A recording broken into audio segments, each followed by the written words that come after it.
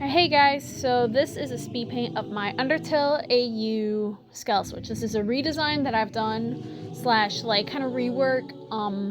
So yeah, this video doesn't have a script. I'm just rambling into my earbuds because honestly, that's just, that's how I get my ideas flowing. I might do scripts if I actually start getting traction. But for now, for me, it just doesn't make sense to sit down, write a whole script, go word for word over it, and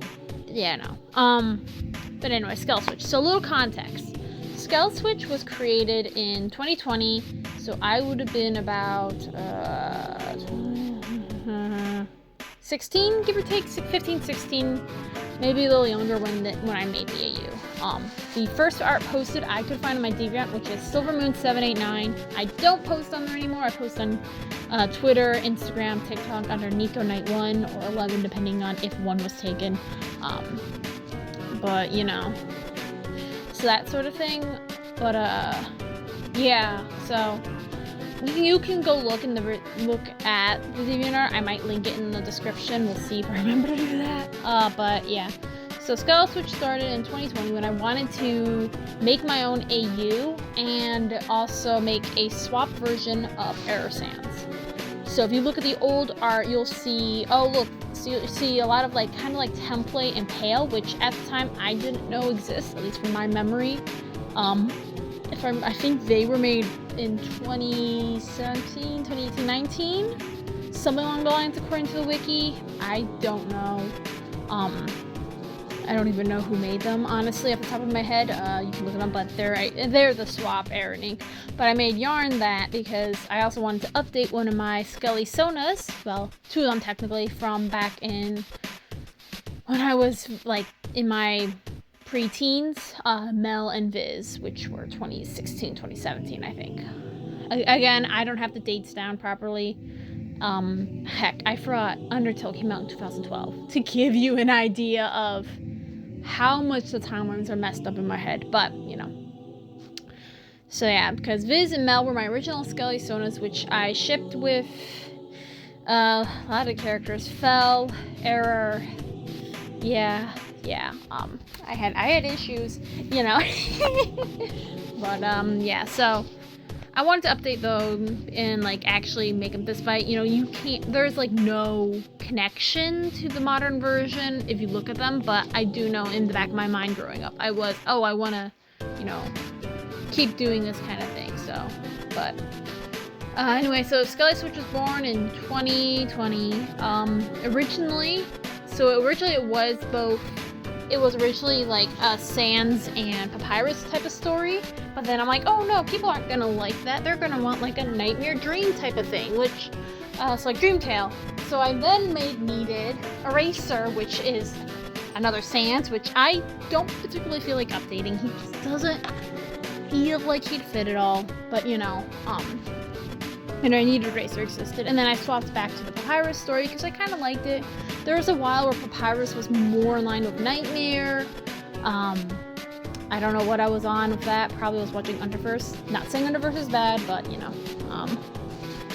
realistically looking at my inspirations. But anyway, so let's go to lore. Skeleswitch as an AU is set somewhere in the monster-human war. Toriel and Asgore are still together. They have moved the troops and the surviving monsters into a large valley under Mount Ebot. Gaster is the head of the skeleton clan. He's also the royal mage and also offers his clan and prowess to help his old childhood friend Asgore and protect the other monsters and stuff. One day, two skeletons show up on the doorstep of Asgore's castle and are adopted in under monster sanctuary laws, which basically means, hey, we need protection. I will give up my old life to, be under you, which Asgore agrees as long as Papyrus becomes a royal guard, knowing how, skeleton monsters are seen as very powerful, especially for this specific land, and Asgore recognizes him as Gaster's son. Gaster isn't happy with this, but he can't do anything because, again, it's customary for monsters to honor sanctuary laws, and if you don't, then it is very much so frowned upon. So Sans and Papyrus end up, in essence, adopted by Asgore and Toriel. So they grow up among Azrael and Chera, and Chera ends up being what's found before Yarn and Papyrus, and kind of adopted in, so they were there already. Yarn, Azrael, and Chara all kind of are like a chaotic trio, whereas Papyrus, Alphys, and Undyne all kind of stay together, kind of work together to build up the like defenses and everything for the camp. So there's that. You might notice that once I get to actually like labeling the ages and stuff of the characters and like what their roles are, that Yarn keeps changing ages. That's because, so when I made her, I was 16. So she was 16, 18, something like that. And then when I revamped her, I aged her down to 13. I've been role-playing as her because how I get ideas and stuff is I role-play as the character. I've realized, that causes a lot of issues with some things, because like I like doing darker plots with like very angsty, very like one of the things about her is this is a spoiler for the illustrations and story I'm gonna do, but she has a gash on her back from genocide runs, and I don't know if I want to how I would tackle that as a character so young with that. Not that characters that young can't have trauma, but I'm like, okay, do I feel comfortable showing that?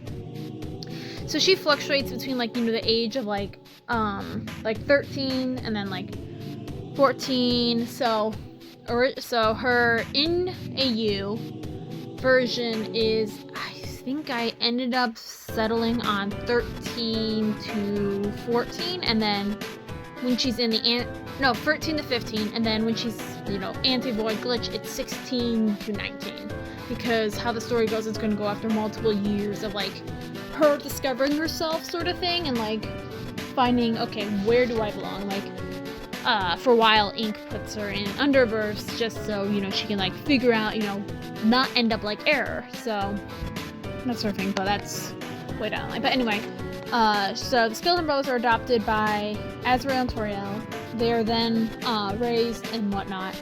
Undyne becomes head of the Royal Guard, and Alphys becomes the head of defense, who makes a little robot for one of the ghosts, which the ghosts kind of act as like, like kind of like servants or maids. Like they kind of clean up, and then like they cook and all that. Like they're like helpers type of things, One of them wants to be a jester, which happens to be Mettaton, and Alphys makes Mettaton this like jester body so that they can be a performer, that he can like have like this like performance type of thing. Mettaton actually was one of the harder ones to design, because I wanted Mettaton to stand out, because it's a jester. Jesters aren't supposed to blend in, they're supposed to be here I am, and so it was kind of hard because the main colors of the clan are lavender and like this gold orange color, which is why Sans, Papyrus, Undyne, and Asgore all have this orangish color on it, and even Mettaton has this tunic on, all that are the same. And then how all the other ones have like some form of accent purple, except for Alphys, because I wanted Alphys to match Undyne a little bit more, because they are, even in this AU, a canon couple, just because I'm like, I'm not separating them. No, that sounds too sad. So, they're still together. But yeah. And so it goes on. And then the first humans start showing up. Like Asgore stopped like coming around and stuff and whatnot, and Asgore's taking notice, and then like he was going to like send someone to check like, okay, what's going on with Gaster, because they have skeletons that are just stuck in this valley who don't like, where's our leader, what is Gaster doing? Gaster's not answering.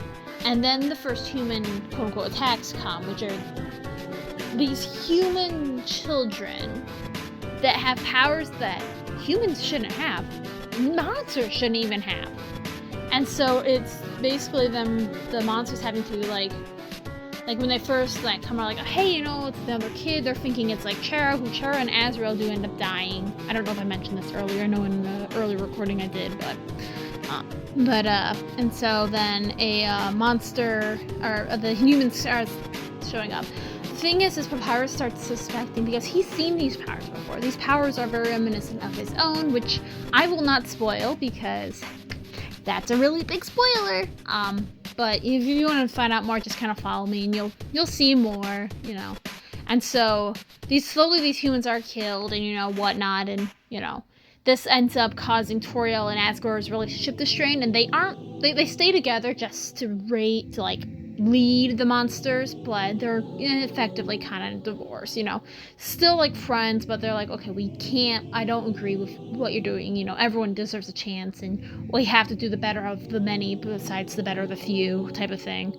But, you know, that sort of thing, and eventually, spoiler alert, Frisk falls, and then Frisk is the one with reset abilities, and then genocide ends up happening over and over again, which ends up in Yarn, because of an action Papyrus did, being torn out of the code, and that's how the glitched form happens.